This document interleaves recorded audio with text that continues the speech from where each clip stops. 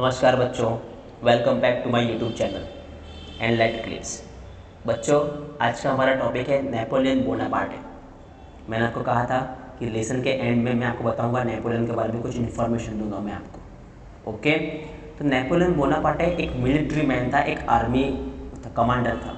Okay, कैसे वो commander से पूरा एक फ्रांस का किंग बनता है, पूरी जर्नी उसकी। ओके, ये कोई आसान जर्नी नहीं थी बच्चों। Okay, it takes a lot of years and lot of efforts and okay and lot of hard works. Okay, तो आइए जानते हैं नेपोलियन बोनापार्ट की फुल स्टोरी कि कैसे एक कॉमन मैन फ्रांस का राजा बन जाता है अचानक। ओके, तो नेपोलियन का जन्म हुआ था बच्चों एजिक्यो में, जो फ्रांस का एक आइलैंड है। ये हमारा फ्रांस है। ओके, और ये एजिक्यो है, यहाँ पे एक फ्रांस का एक आइलैंड है, इसका जन्म यहाँ पे होता है। ओके, उसके मॉम डैड जो होते हैं बहुत साधारण इंसान होते हैं। ओके, अब नेपोलियन जो है बचपन से ही उसको जो है वो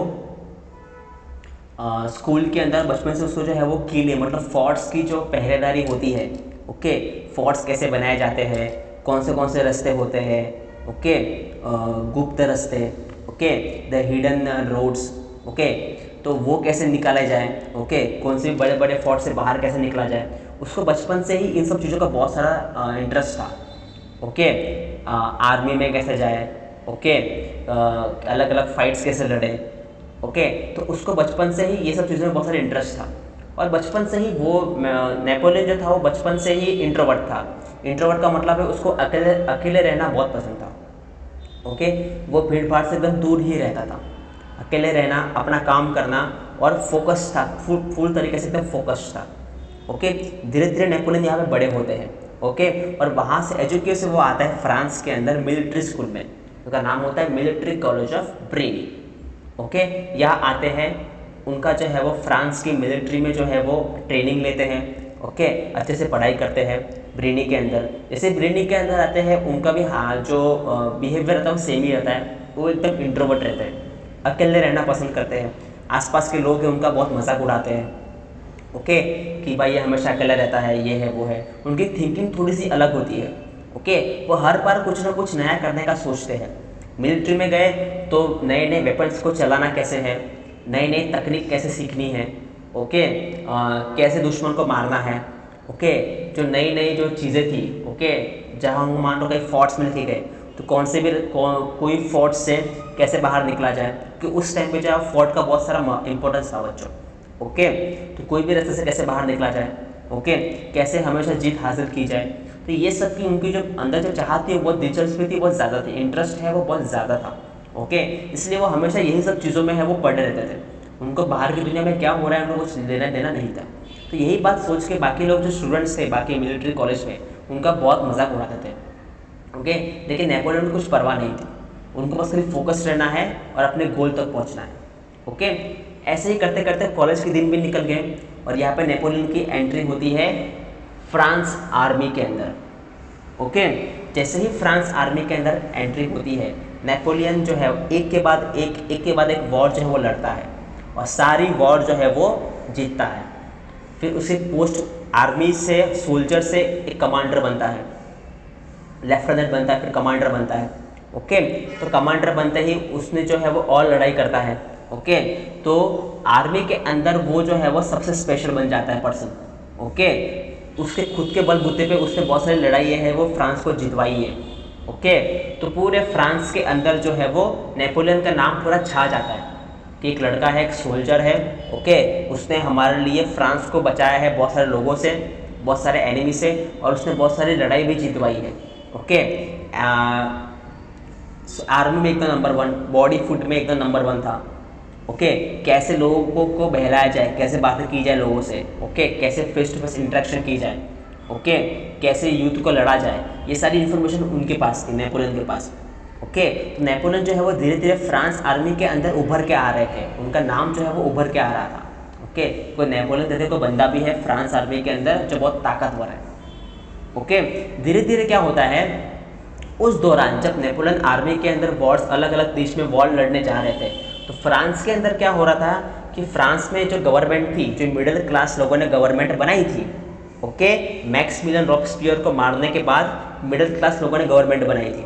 ओके, जिसमें वो लोग ने क्या किया था, लेजिस्लेटिव और एग्जीक्यूटिव रखा था, 5 मेंबर को रखा था। ओके, तो 5 मेंबर क्या करते थे, आपस में ही लड़ाई करते थे, जैसे कि मैंने आपको बताया था पिछले पार्ट में। ओके, आपस में लड़ाई करते थे और लोगों को ये बात पसंद नहीं आई। ओके, लोगों को ये बात पसंद नहीं आई कि वो जो है वो 5 लोग हैं वो आपस में लड़ाई कर रहे हैं, गवर्नमेंट क्या चलाएंगे। ओके, फ्रांस की गवर्नमेंट बराबर चल नहीं रही थी, तो लोगों को बहुत नाराज हो गए गवर्नमेंट से। ओके, तो उस दौरान नेपोलियन जो था वो सिविलियंस का बहुत फेमस था। सिविलियंस के अंदर नेपोलियन बहुत फेमस हो चुका था। ओके, वो सिविलियंस की हेल्प करता था, मतलब आम लोगों की, जनता की हेल्प करता था, बहुत सारे लोगों की हेल्प की है उसने। ठीक है, तो सिविलियंस के अंदर नेपोलियन बहुत फेमस हो गया। ओके, तो ये बात जो है, एक बार क्या हुआ कि नेपोलियन जो है वो बात करने गया उनसे, किनसे, एग्जीक्यूटिव 5 मेंबर से। ओके, कि आप जो है वो झगड़ा बस बंद कीजिए, बाहर की जो जनता है बहुत नाराज़ हो रही है आपसे।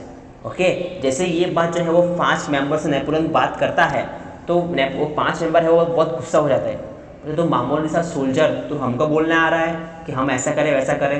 ओके, तो कैसे करके ये बात जो है वो लोगों तक फैल जाती है। ओके, और लोग बड़े नाराज़ हो जाते हैं। ठीक है, क्योंकि नेपोलियन लोगों का बहुत चहेता था। ओके, तो यहाँ पर क्या होता है, धीरे धीरे नेपोलियन को अभी बात माइंड में आती है।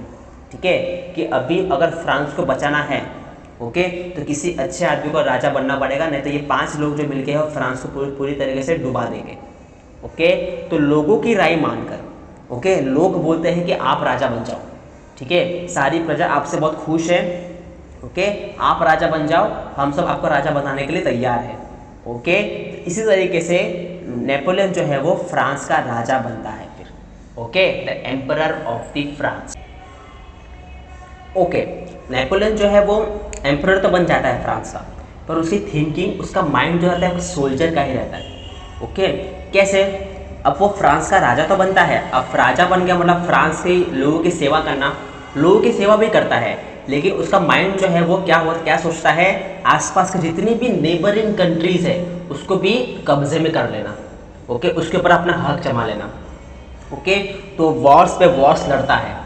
ओके, इतने सारे युद्ध लड़ता है, धीरे धीरे वो Germany, Poland, Hungary, Austria, Italy, Switzerland, आसपास के सारे कंट्रीज़ को जो है वो अपने कब्जे में ला लेता है। पूरा एम्पायर नेपोलियन का हो जाता है। Okay, but it tooks a lot of years and lot of efforts, ऐसे बहुत साल बीत जाते हैं। ओके, और नेपोलियन जो है वो फ्रांस पे इतना फोकस नहीं कर पाता, फ्रांस के लोगों को पे इतना फोकस नहीं कर पाता।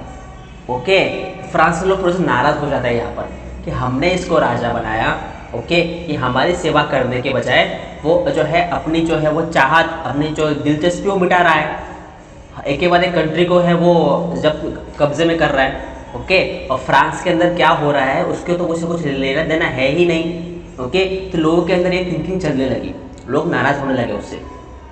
नेपोलियन का एक ही मकसद रह गया था यहाँ पर, किसी भी तरीके से इंग्लैंड को अपने कब्जे में लाना।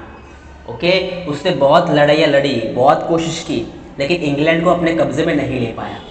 ऐसे ही की एक लड़ाई थी 1815 में, बैटल ऑफ वाटरलू, इंग्लैंड और फ्रांस के बीच में लड़ाई हुई थी। ओके, और यहाँ पे नेपोलियन की हार हो जाती है। Okay, eight the and Napoleon was defeated by the British England army.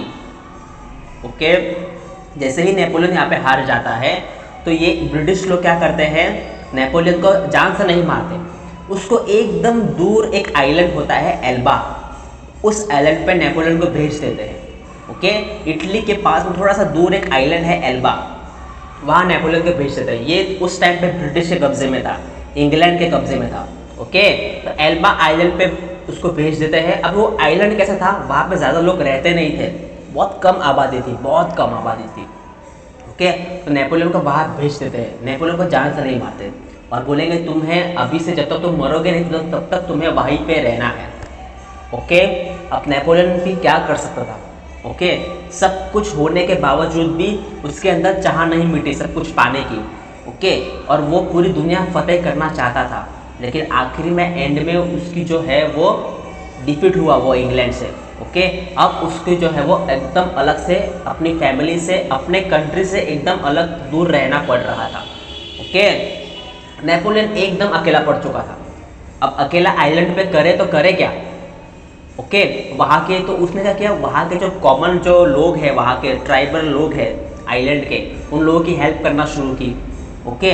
उन लोगों को नए नए ट्रिक्स बताए, कैसे लिविंग जिया कैसे जाए अच्छे से, लाइवलीहुड कैसे बेटर बनाया जाए, ओके। उनकी बहुत सारी कंस्ट्रक्शन काम में हेल्प की, उनको समझाया, ओके, कि बाहर की दुनिया कैसी है क्या है, ओके। उसने नेपोलियन ने वहाँ बैठ के बहुत सारी किताबें भी लिखी, ओके। आप मार्केट में देख सकते हो बहुत सारी किताबें हैं नेपोलियन ने जो है वो उसने एल्बा आइलैंड में बैठ के लिखी है, अपने लाइफस्टाइल के बारे में बताया कि मैं क्या क्या वो क्या क्या फील करता था, ओके।